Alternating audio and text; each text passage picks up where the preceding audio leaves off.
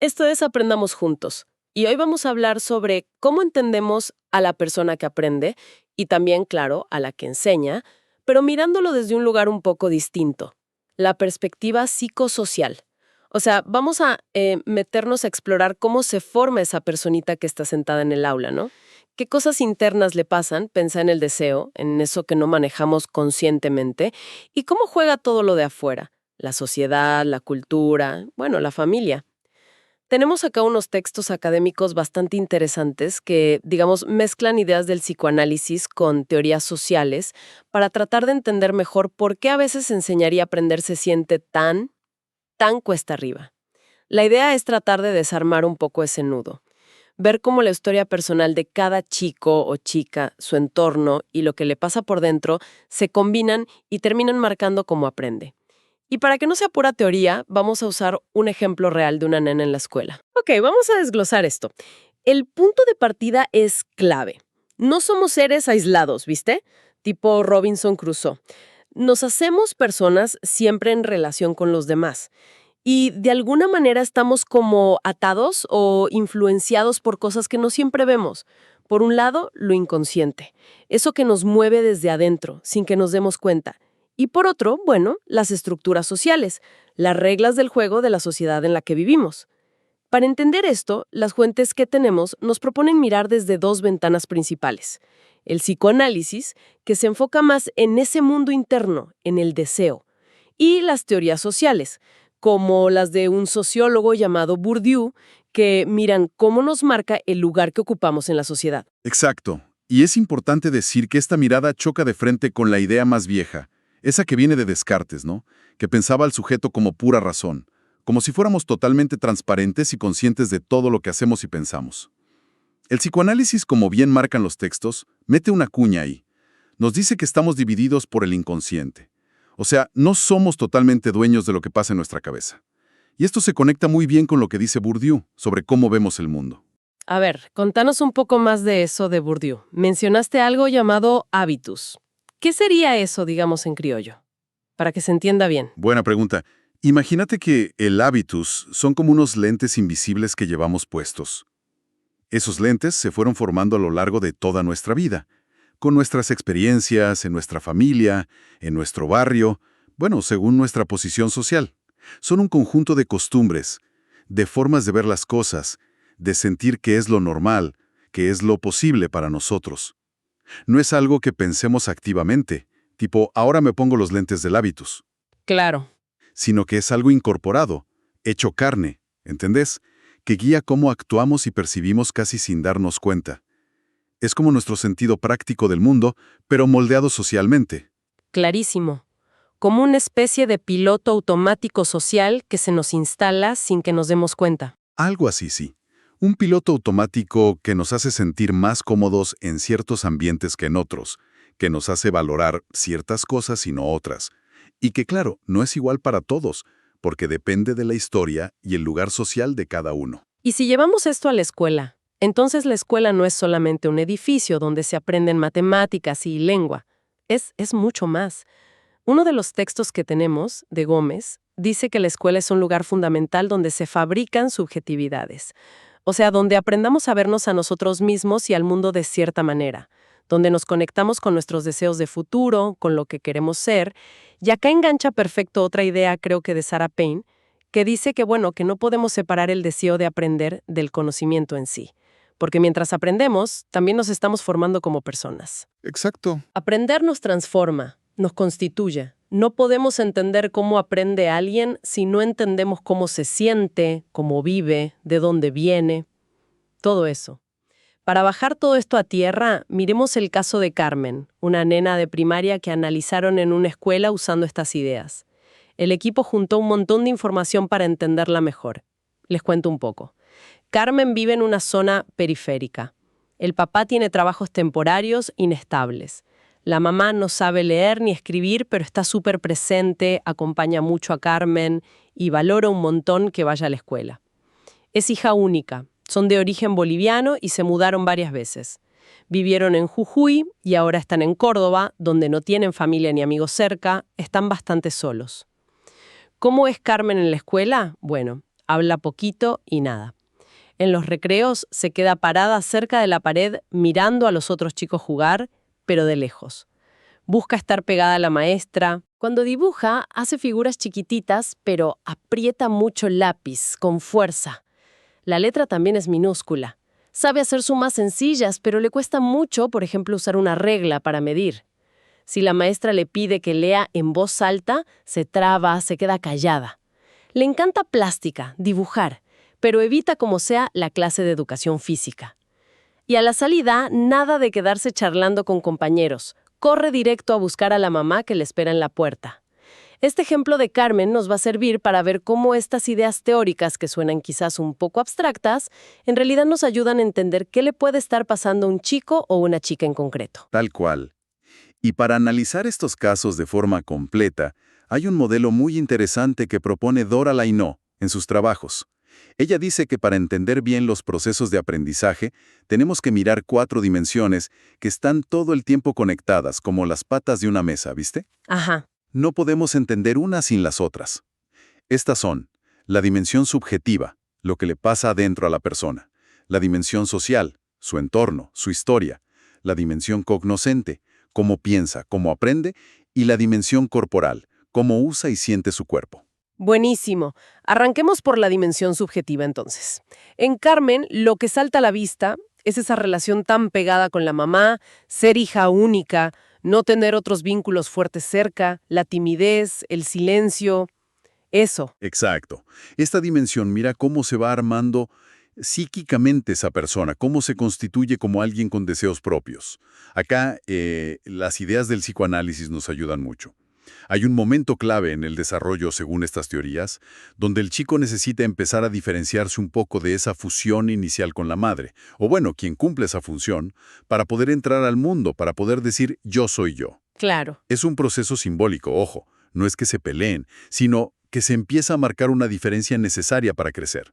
En el caso de Carmen, podríamos pensar si esa dinámica familiar tan cerrada, sumada a las mudanzas y la falta de otros apoyos, quizás esté haciendo un poco más difícil ese proceso de diferenciación. Como de ganar autonomía. Eso, de ganar autonomía para moverse sola en el mundo social de la escuela, por ejemplo. Entiendo.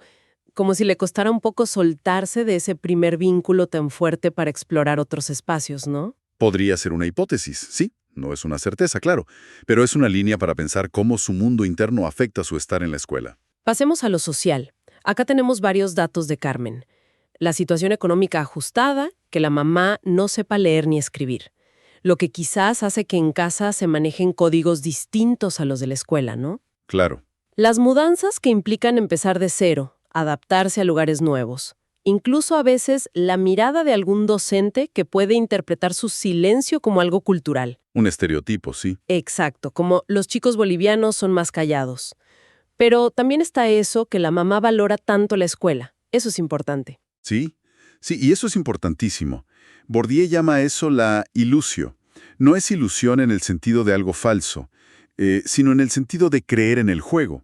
La familia de Carmen, a pesar de todas las dificultades, cree en la escuela, apuesta a eso, piensa que vale la pena el esfuerzo. Eso es un motor enorme. Claro, le dan valor a la escolaridad a pesar de todo. Exacto. Y acá volvemos al hábitus, a esos lentes invisibles. Esos lentes de Carmen se formaron con su historia particular, su familia, su cultura de origen, las mudanzas. Es muy posible que su piloto automático social, su forma de ser y estar en el mundo, no encaje del todo con las reglas no escritas, los ritmos, las expectativas de la escuela cordobesa en este caso. Claro. Quizás la escuela espera una participación, una forma de hablar, una soltura, que a ella le resulta ajena o intimidante. Y esto puede generar que se sienta fuera de lugar, que prefiera no exponerse. No olvidemos que la escuela, como dice Gómez, también pone normas, enseña a comportarse de cierta manera. Es una institución social fuerte. Tiene mucho sentido. Ahora, miremos la dimensión cognoscente, la del aprendizaje en sí. Vemos que Carmen tiene dificultades puntuales. Medir, leer en voz alta, pero también sabe cosas. Hace sumas, le gusta dibujar, tiene preferencias claras. Plástica sí, educación física no, y un estilo propio. La letra chiquita, el dibujo apretado. Acá podemos pensar en Piaget, otro referente importante que estudió cómo los chicos construyen su inteligencia. Él hablaba de cómo vamos armando esquemas para entender y actuar en el mundo. Pero esa construcción depende mucho de las experiencias que tuvimos y del saber que circula en nuestro entorno familiar y social. No todos llegamos a la escuela con el mismo equipaje de experiencias previas, digamos. Piaget también mencionaba algo así como un inconsciente cognitivo, o sea, ideas o estructuras que guían nuestro pensamiento sin que nos demos cuenta.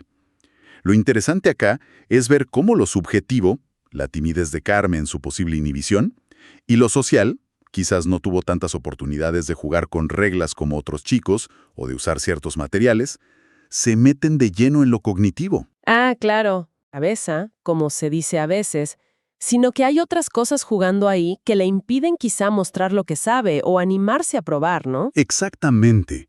La traba puede venir más por el lado del miedo a exponerse, de la inseguridad o de no entender bien las reglas del juego escolar, que por una falta de capacidad en sí misma. Y nos queda la última pata de la mesa, la dimensión corporal. En Carmen es muy visible. Los dibujos chiquititos, apretando el lápiz, quedarse quieta en el recreo, evitar moverse en educación física, hablar bajito. El cuerpo habla. Esta dimensión es fascinante y a veces la pasamos por alto, ¿eh? La INO, apoyándose en gente como Marcel Mauss o retomando a Bourdieu con su idea de exis corporal, nos dice que nuestro cuerpo no es pura biología. Es también una construcción, una expresión de quiénes somos y de cómo nos socializaron. Mauss mostraba cómo cosas tan básicas como caminar, sentarse o nadar varían un montón entre culturas. Cada sociedad tiene sus técnicas corporales. Mira vos. Y Bourdieu hablaba de la exis como la forma en que nuestro cuerpo habla de nuestra clase social, de nuestra historia, a través de la postura, los gestos. Pensemos hoy en las presiones sociales sobre cómo tiene que ser un cuerpo aceptable, ¿no? Delgado, musculoso.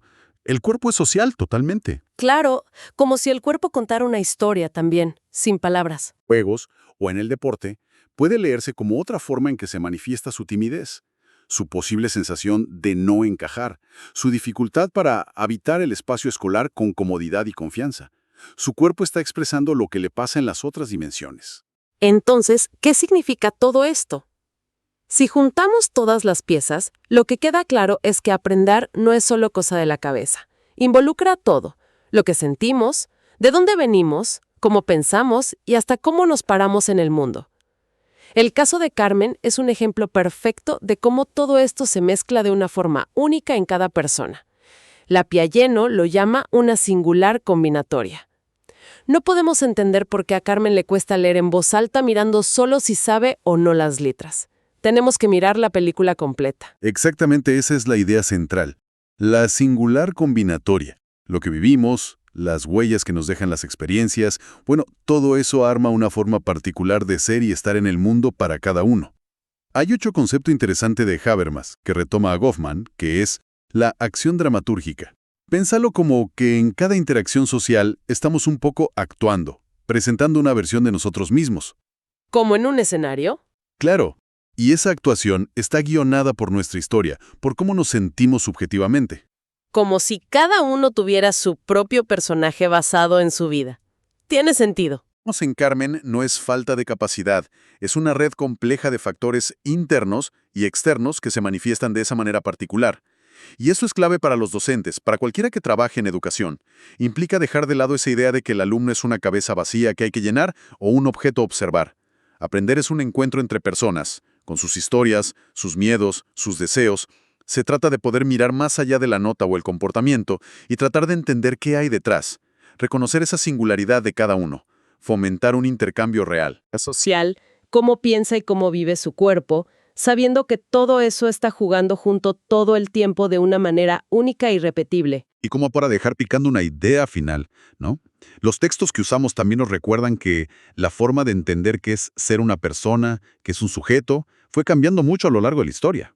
Desde esa idea de pura conciencia de Descartes, pasando por Marx, que dijo, ojo, que la sociedad y la economía nos marcan, Freud, que nos habló del inconsciente, hasta autores más actuales que incluso cuestionan si tenemos un yo tan fijo y unificado.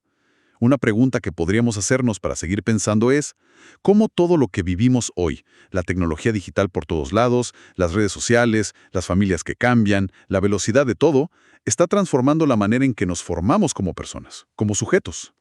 ¡Qué buena pregunta! ¿Qué nuevas singulares combinatorias estarán apareciendo? Y sobre todo, ¿qué significa eso para la forma en que aprendemos, nos entendemos y nos relacionamos en el futuro? Da para pensar, ¿no? Sí, totalmente. Una pregunta súper interesante para cerrar esta charla. Muchas gracias por compartir estas ideas tan claras. Hasta la próxima.